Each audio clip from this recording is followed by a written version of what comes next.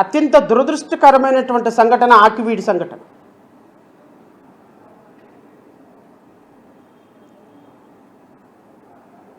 అత్యంత దురదృష్టకరమైన సంఘటన ఆకువీడి సంఘటన.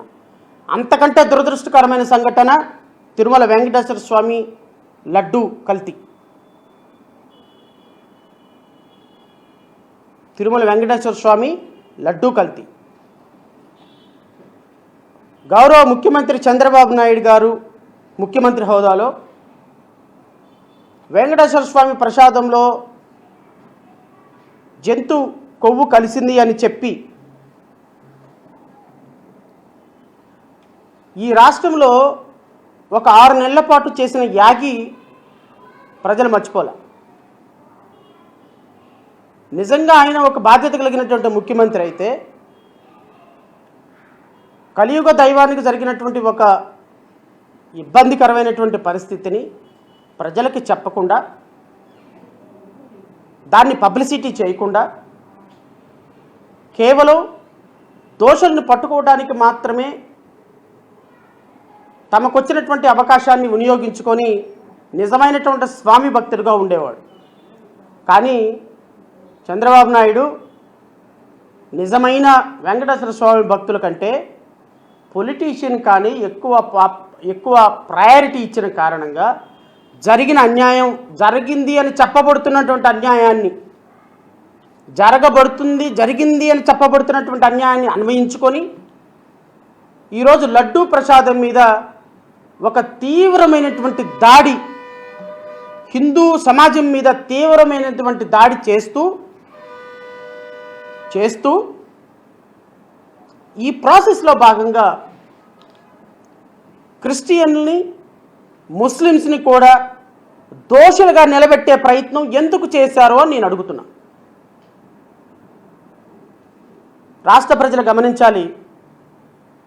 స్వర్గీయ ఎన్టీ రామారావు గారు పెట్టినటువంటి తెలుగుదేశం పార్టీ దశ దశల దాటుకుంటూ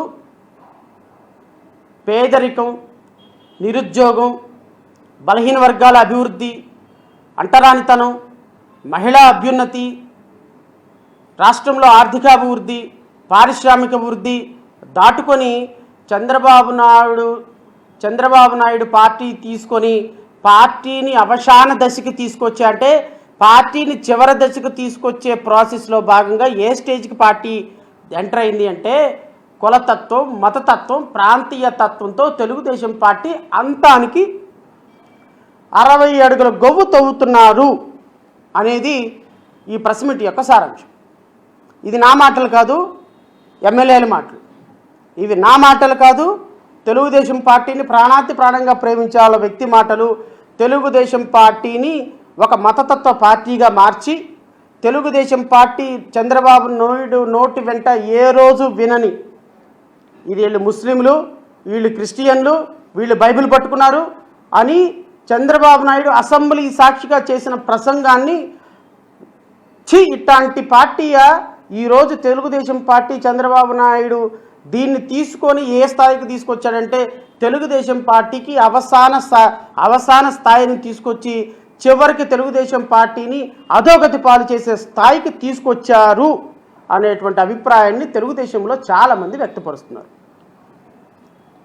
నెంబర్ 1, లడ్డు విషయంలో చంద్రబాబు నాయుడు చేసినటువంటి ఒక దుర్మార్గకరమైనటువంటి ప్రయోగం. ఆ దుర్మార్గకరమైనటువంటి ప్రయోగంతో పాటుగా మిగతా కులాలని నేను అడుగుతున్న చంద్రబాబు నాయుడు గారిని,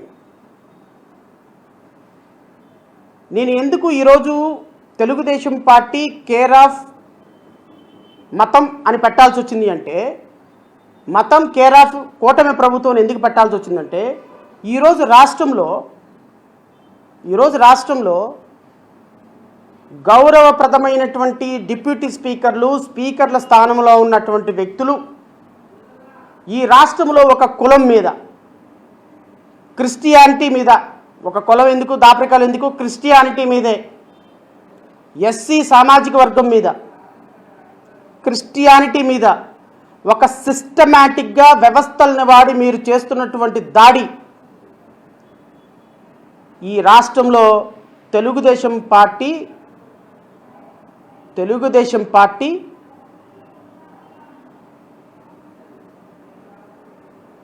అంతర్మదనానికి కారణమవుతుందన్న విషయం మీరు గుర్తుపెట్టుకోవాలని కోరుతున్నాను.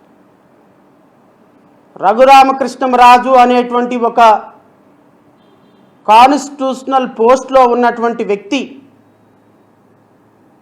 ఒక క్రిస్టియన్ కమ్యూనిటీ, ఒక ఎస్సీ కమ్యూనిటీ మీద సిస్టమాటిక్గా చేస్తున్నటువంటి దాడి, దానికి తెలుగుదేశం పార్టీ సమాధానం చెప్పాల్సి వస్తుంది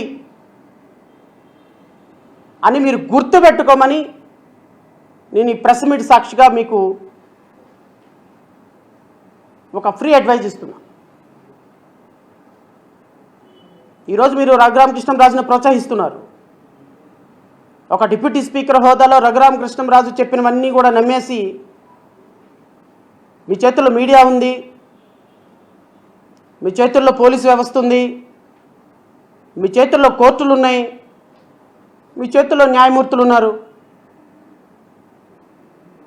మీ చేతుల్లో లేని వ్యవస్థే లేదు.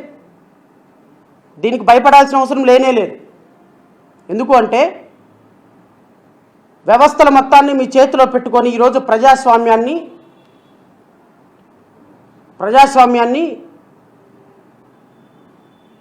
ఒక రక్తపు ఒక గుడ్డని రక్తంలో ముంచి పిండితే ఎలా అయిపోతుందో ఆ విధంగా ప్రజాస్వామ్యాన్ని పిండేస్తున్నారు. ప్రజాస్వామ్యంలో డెమోక్రసీ అండ్ సెక్యులర్ భావం అనేది మొత్తం ద్రావకంలాగా కరిగిపోతుంది. ఒక్కసారి ద్రావకంలాగా డెమోక్రసీ అండ్ సెక్యులర్ కంట్రీ భావజాలం అనేది కరిగిపోతే మిగిలేది ఏంటో తెలుసు సార్,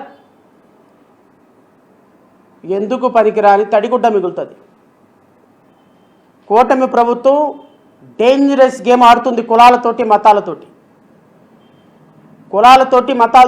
ఇది రఘురామకృష్ణంరాజుతో ఏం కాదండి ఆగింది. అసలు దీనికి ఆద్యులు ఎవరు? ఎందుకు అంటే దీనికి ఆద్యులు చంద్రబాబు నాయుడు, పవన్ కళ్యాణే.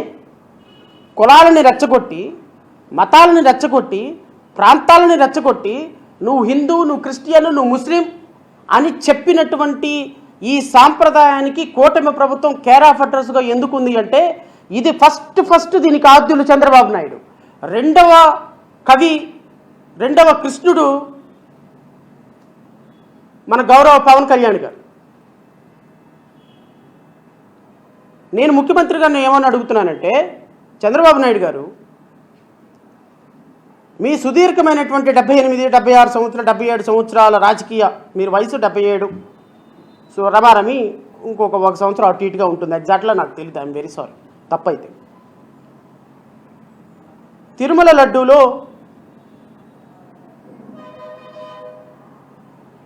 మీరు అనుకున్నట్టుగా కల్తీ జరిగింది, వెరీ గుడ్.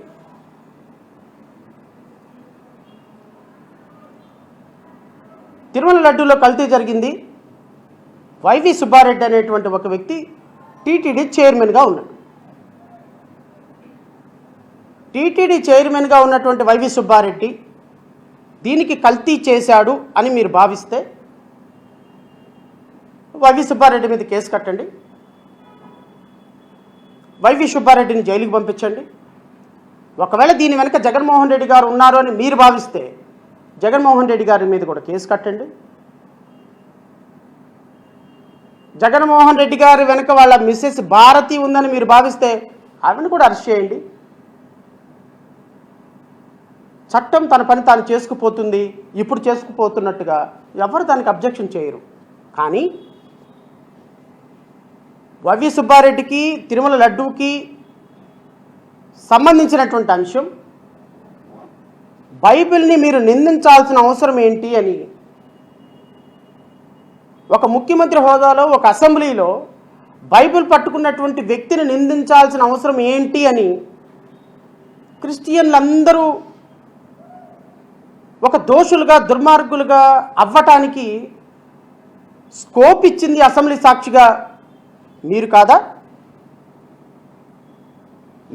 అని అడుగుతున్నాను. మీకు నేను వినిపిస్తా వీడియో చూసి.